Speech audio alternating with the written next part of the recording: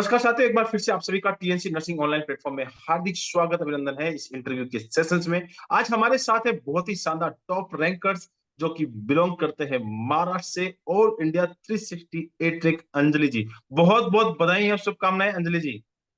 Thank you so much sir. बस आप ही की कृपा है जो कि मतलब मुझे ये रैंक मिला है।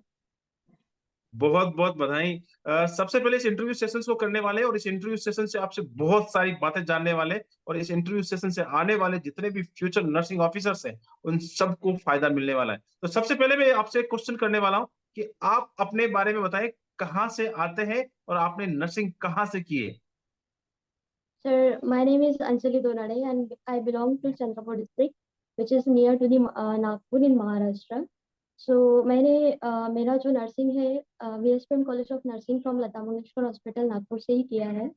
उसके बाद मैंने 1 ईयर ऑफ एक्सपीरियंस लिया है इन medical and surgical ICU. And उसके बाद मैंने इन month of April 2022 preparation start किया है। ओके, एक साल आपने आईसीयू का एक्सपीरियंस गेन किया है और उसके बाद आपने सोचा है कि हाँ, अब एम्स अपने द्वार पे खड़ा है, नागपुर एम्स, और उसके लिए आपने तैयारी शुरू कर दी और बहुत ही अच्छी तैयारी के साथ आपने बहुत ही शानदार रैंकों को हासिल किया है। तो सबसे पहले मैं आपसे जानना चाहूंगा कि आपने जब तैयारी शुरू की थी तो क्या स्ट्रेटजी आपने यूज की थी और किस प्रकार से तैयारी करना शुरू किया था। सर, स्टार्टिंग में तो कुछ आइडिया नहीं थी कि कैसे प्रिपरेशन करना है। उसके बाद मेरी एक फ्रेंड है जो 2021 में एम्स नागपुर में लगी थी। तो उसके थ्रू मैंने गाइडेंस वगैरह लिया एंड उसके बाद मैंने प्रिपरेशन स्टार्ट किया। तो सेल्फ स्टडी, उसके बाद थोड़ा सा ऑनलाइन क्लासेस भी लिए थे। उसके बाद मेरी एक दोस्त है काजल, जो जिसने मेरे को टीएनसी के बारे में बताया। उसके बाद in the month of June 20 of June को मैंने टीएनसी टेस्ट सीरीज ज्वाइन किया। एंड उसके बाद मुझे मतलब अनएक्सपेक्टेड रैंक मिली है। ओके, बहुत ही अच्छी बात है कि आपने जून के अंदर आपने मन बना लिया था कि हाँ, टीएनसी के साथ आगे बढ़ना है और कंटिन्यूअसली आप टीएनसी के साथ आगे बढ़ रहे थे। जब आपने टीएनसी के साथ आपने ये जो जुड़ाव हुआ और टीएनसी के साथ आप लगातार जब आगे बढ़ रहे थे तो सबसे पहले जो आपने एग्जाम दिया था टीएनसी के साथ, तो सबसे पहली कौन सी रैंक आई थी अगर आपको याद हो तो। सर, टीएनसी में तो मेरी रैंक बहुत ही कम ज़्यादा हुई है। तो फर्स्ट एग्जाम में आई थिंक मेरा नियर अबाउट 1500 तक रैंक आया था। एंड उसके बाद फिर वो बढ़ता गया, मतलब ऐसे कम ज़्यादा होते गया, 4000 कभी 3000। फिर जब 1 मंथ का जो टेस्ट सीरीज था उसमें मेरा रैंक टॉप 50 में अच्छा था सर। ओके, बहुत सारे बच्चों का ऐसा मानना होता है कि टीएनसी के अंदर टॉप 30 की लिस्ट जो डिक्लेयर की जाती है, तो उस लिस्ट के अंदर आपका कितनी बार नाम आया है। सर, उस लिस्ट में मेरा first time I think 18th rank आया था। उसके बाद 4th रैंक आया था। एंड आते गया सर 4-5 बार। उसके बाद अंडर 50 भी मैं रही हूँ। ओके, बहुत ही अच्छी बातें बता रही हैं कि आप अंडर 50 में रहे और आपने लगातार जो पीछे वाली 1500 की रैंक से आपने इतना अपग्रेड किया है। बहुत ही शानदार बात है, लगातार जब एग्जाम देते हैं तो ये रैंक इंप्रूव होना ही बनता है। तो एक चीज बताया कि सबसे पहले जब आप एग्जाम दे रहे थे, इस तरीके से सारी चीजें चल रही थी, तो जब एग्जाम का जब माहौल आया, जब नोट सेट आया, तो आपके दिमाग में क्या क्या ख्याल आ रहा था कि हाँ, इस बार मैं इतनी अच्छी रैंक लेके आनी है, या मुझे बस जस्ट ओनली ऑन मुझे जो अचीवमेंट है या कितनी भी रैंक आ जाए, मुझे बस एक अच्छा सा एम्स मिल जाए, नौकरी मिल जाए, वो माइंड में था, या एक सबसे बड़ा जो सबका सपना होता है कि मुझे ऑल इंडिया रैंकर्स बनना है, तो आपके माइंड में उस समय क्या चल रहा था। सर, उस टाइम पे मतलब मेरा जो थ्योरी पोर्शन था वो कंप्लीट नहीं हुआ था जून में। उसके बाद मैंने आपको कॉल किया था कि सर ऐसी ऐसी बात है तो आप थोड़ा गाइड कर लो। तो आपने अपनी स्ट्रैटेजी बताई थी, उसके अकॉर्डिंग मैंने वो सब फॉलो किया, ABCD रूल का। एंड उसके वेरी बाद गुड। सर आपका जो टेस्ट सीरीज था उसमें एक मतलब पर्टिकुलर सब्जेक्ट और टॉपिक में टेस्ट होता था और कंबाइंड टेस्ट भी होता था। तो उसके अकॉर्डिंग मेरा हर जो टॉपिक है वो थरोली प्रिपेयर होता गया। तो सर, इन द मंथ मतलब लास्ट मंथ में आपने बोला था कि ये मंथ अगर तुमने अच्छे से प्रिपरेशन की तो आपका सिलेक्शन पक्का है, अदरवाइज अगर आपने यहीं पे हार मानी तो आप हार गए। तो इसलिए वो स्ट्रांग थी सर। एंड इन मतलब लास्ट मंथ में जब 1 मंथ रिमेनिंग था तो मैंने आपसे बात की थी, तो आपने तब बोला था कि अंजलि, आपका अगर कंसिस्टेंसी ऐसे ही रहता है तो आप अंडर 500 रैंक में आ जाओगे। एंड वही हुआ सर। मतलब that time I was pride, but आपकी वजह से सब मिला है। And because of that only I am here. Okay, बहुत ही अच्छी बात है। टीएनसी ने आपका इवोल्यूशन शीट तैयार किया था और उसी समय आपसे बात हुई थी और अब जस्ट आपका कॉल आया ही था। और उस समय इवोल्यूशन शीटें हमारे सामने होती है, तो हम लोग उसी इवोल्यूशन शीट के बेस के आधार पे आपको बताते हैं कि अंजलि अब की बार बहुत ही बड़ा करने वाली है और बहुत ही अच्छी रैंक, जैसा कि आपको टीएनसी ने बताया कि अंडर 500, और वैसा ही अब की बार हुआ है। तो ये बहुत ही अच्छी बात है और बहुत ही अच्छा लग रहा है। तो सबसे पहले अभी आपने एम्स नागपुर ज्वाइन कर लिया है। जी सर, एम्स नागपुर ओके, मैंने ज्वाइनिंग कंप्लीट कर ज्वाइनिंग आ किया। चुकी है आपकी। Yes sir. अभी एम्स में काम करके कैसा लग रहा है?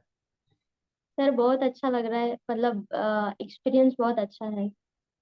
ओके, और अगर बात करें तो खुद के स्टेट में आपको खुद को एम्स मिल जाना बहुत ही अच्छी बात होती है और बहुत ही बड़ी बात है कि आपको खुद के गृह स्थान में ही एम्स मिल गया है। तो सबसे पहले मैं एक चीज और जानना चाहूंगा कि जब जैसे आप एग्जाम दे रहे थे, टीएनसी के एग्जाम दे रहे थे, टीएनसी के वीडियो एमसीक्यू आप लगातार देख रहे थे, तो उसी बीच आपको कभी कभी ऐसा लगा कि यार इस बार अब हम लोग कहीं ना कहीं थोड़े से पीछे रैंक आती थी, तो एक घबराहट सी महसूस होती है, एक डिमोटिवेशन सा महसूस होता है, तो उस समय आप क्या करते थे?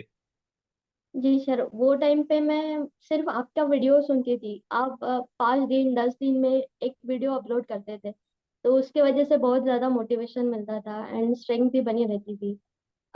ऐसा तो प्रिपरेशन में होता ही रहता है कि 4-5 दिन में आपको डिमोटिवेट फील हो जाए। तो आपके वीडियो से ही मुझे स्ट्रेंथ मिली है सर। ओके, एक बार तो 5 या 7 डेज का स्पेल के बाद हर बच्चे को एक डिमोटिवेशन का स्पेल आता है। उस डिमोटिवेशन में उसको एक मोटिवेशन की अगर ताकत मिल जाए तो 100% वो आगे बढ़ता जाता है। तो बहुत ही जी अच्छी बात बताइए। और मैं जितने भी इस फ्यूचर नर्सिंग ऑफिसर्स इस वीडियो को देख रहे हैं, उन सारे विद्यार्थियों के लिए इंटरव्यू बहुत ही बड़ा एक बेनिफिशियल इंटरव्यू होने वाला है। तो सबसे पहले एक आप चीज बताएं कि वो जो सारे इंटरव्यू जो बच्चे जानना चाहते हैं कि जो अंजलि जी ने ऐसी कौन सी बुक्स को पढ़ा। टीएनसी का तो उनका साथ रहा है, लेकिन उनके साथ साथ हम ये भी जानना चाहते हैं कि उनकी जो सक्सेस के अंदर कौन कौन सी जो कॉम्पिटिटिव गाइड्स है वो हेल्पफुल रही है। सबसे पहले तो मैंने P R Yadav theory book पढ़ी। उसके साथ साथ मैंने क्वेश्चंस किए थ्योरी पी आर यादव के। उसके बाद एनक्लेक्स के क्वेश्चन किए, मतलब हर दिन एक चैप्टर कंप्लीट करती थी, जैसे आपने कहा था। उसके साथ साथ मैंने टीएनसी का टेस्ट सीरीज दिया है। हर हर दिन मैंने मतलब आई थिंक मैंने एक दो ही टेस्ट सीरीज छोड़ा था, मतलब टेस्ट। उसके बाद मैंने कंटिन्यू किया है सर। कंसिस्टेंसी मेरी अच्छी थी सर।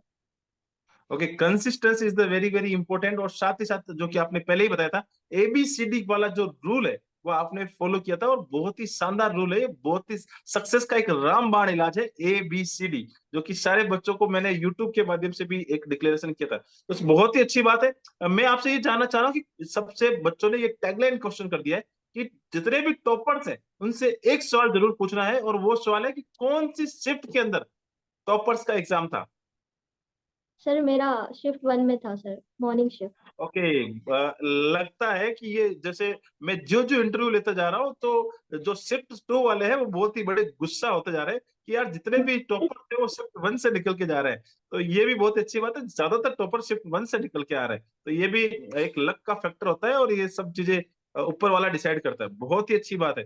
तो मैं ये सबसे एक लास्ट में एक आपसे एक और क्वेश्चन पूछना चाहता हूँ कि टीएनसी के अंदर आपको सबसे बेहतरीन चीज क्या लगी? सर टीएनसी में एक ऐसा है कि मतलब आपको किसी भी बुक्स में कुछ क्वेश्चन नहीं मिलेंगे, लेकिन टीएनसी में मिलेंगे। लाइक मोसबी, एनक्लेक्स सौंदर, दोनों के क्वेश्चन आप रेफर कर लो, कोई भी बुक्स पढ़ लो, लेकिन टीएनसी में ऐसे कुछ 50 क्वेश्चन तो रहेंगे या 20 क्वेश्चन तो रहेंगे कि जिसका कहीं पे भी कुछ मेंशन नहीं है। तो टीएनसी अपने तरफ से बहुत ज्यादा एफर्ट्स लेता है, नए क्वेश्चंस बनाता है, सिनारियो बेस्ड क्वेश्चन जैसे कि शिफ्ट 1 में आए थे, जैसे कि जैसे मतलब सेम टू सेम क्वेश्चंस, एक भी लाइन चेंज नहीं, ऑप्शन भी सेम। वो टीएनसी की बहुत खास बात है सर। और टीएनसी का वीडियो रैशनल भी बहुत अच्छा है सर। Okay, video rational. और सबसे अच्छी बात बताइए कि टीएनसी के अंदर जो आपको क्वेश्चंस जो टीएनसी की फैकल्टी क्रिएट करती है, वो क्वेश्चन आपको किसी भी गाइड में नहीं देखने को मिलते हैं और सेल्फ क्रिएटिंग क्वेश्चंस होते हैं, जिससे माइंड को घुमा घुमा के बच्चों को इतना तैयार किया जाता है कि हाँ, आने वाले कितना भी टफेस्ट एग्जाम हो बच्चा 100% सक्सेस ले ही लेता है।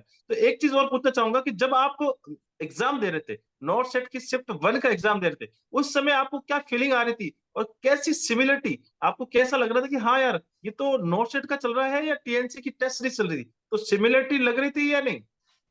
सर बिल्कुल बहुत सिमिलरिटी थी। इट वाज लाइक कि मैं टीएनसी का टेस्ट सीरीज सॉल्व कर रही हूँ, और मैंने जब क्वेश्चन रीड किया तो same to same line I was like कि एक एक तो भी वर्ड थोड़ा डिफरेंट रहेगा, लेकिन उसमें कुछ भी चेंजेस नहीं था शायद। तो ऐसा लगा कि बाद में हाँ थोड़ा बहुत अच्छा गया है मेरा पेपर, मतलब ओके, खुशी थी मेरे चेहरे पे। वो बात बिल्कुल सही बात है कि एक सिमिलरिटी जब आ जाती है सेम टू सेम, बिना ऑप्शन चेंज, और इवन क्वेश्चन की जो लैंग्वेज होती है वो अगर सेम टू सेम मिल जाती है, तो कॉन्फिडेंस उस समय बहुत ही हाई रू चला जाता है कि हाँ अब की बार धड़ल्ले से पार वाला जो रूल है वो पार होने वाला है। और बहुत ही अच्छा लगा आपने कि इतनी अच्छी रैंक जो अचीव की है। सबसे लास्ट क्वेश्चन है, और वो मेरा, जितने भी आपके नागपुर वाले और आपके जितने भी जूनियर्स आपको देख रहे हैं और जितने भी नर्सिंग एस्पिरेंट आपको देख रहे हैं, वो सभी आपसे जानना चाह रहे हैं कि मैडम हमें भी कुछ ऐसी सलाह दे दीजिए या कुछ ऐसी एडवाइस दे दीजिए जिससे आपने जो जो रैंक पाई है उसके टारगेट को भी वो अचीव कर सके और उससे अच्छी रैंक लेके आ सकते हैं। तो आप क्या सजेशन देना चाहेंगे? जी सर, मैं तो सबको यही सजेस्ट करूंगी कि टीएनसी की टेस्ट सीरीज लगा लीजिए, अपनी थ्योरी मजबूत बनाइए, और एक एक कंसेप्ट को क्लियर करते जाओ। जो भी क्वेश्चंस रॉन्ग होते हैं उसको एक कॉपी में लिख लो, या फिर क्वेश्चन प्रैक्टिस जो टीएनसी का ऐप है उसमें प्रैक्टिस सेशन भी रहता है कि एक पेपर हम प्रैक्टिस कर सकते हैं बार बार, जो रॉन्ग क्वेश्चंस होते हैं वो। तो उसकी वजह से हमारा जो कॉन्फिडेंस है क्वेश्चन के ऊपर का वो भी क्लियर रहेगा, कंसेप्ट भी क्लियर हो जाएंगे। कंसिस्टेंसी के साथ पढ़ाई करोगे तो सब कुछ पॉसिबल है सर। ओके, बहुत ही एक रामबाण मंत्र दिया है कि टीएनसी के साथ लगातार कंसिस्टेंसी के साथ आप आगे बढ़ते रहेंगे तो इस बार जो आपने रैंक पाई है उससे भी अच्छी रैंक पाने वाले हैं जितने भी नर्सिंग एस्पिरेंट है। तो इस इंटरव्यू सेशंस को अटेंड करने के लिए आपका बहुत बहुत आभार और धन्यवाद। बहुत ही अच्छा इंटरव्यू रहा है आपके साथ, और इस इंटरव्यू से आने वाले जितने भी नर्सिंग एस्पिरेंट है आपसे सीखेंगे और आपसे भी अच्छी रैंक को लेके हासिल करेंगे। तो बहुत बहुत धन्यवाद। जय हिंद, जय Bharat and Vande Mataram. Thank you so much. Thank you sir.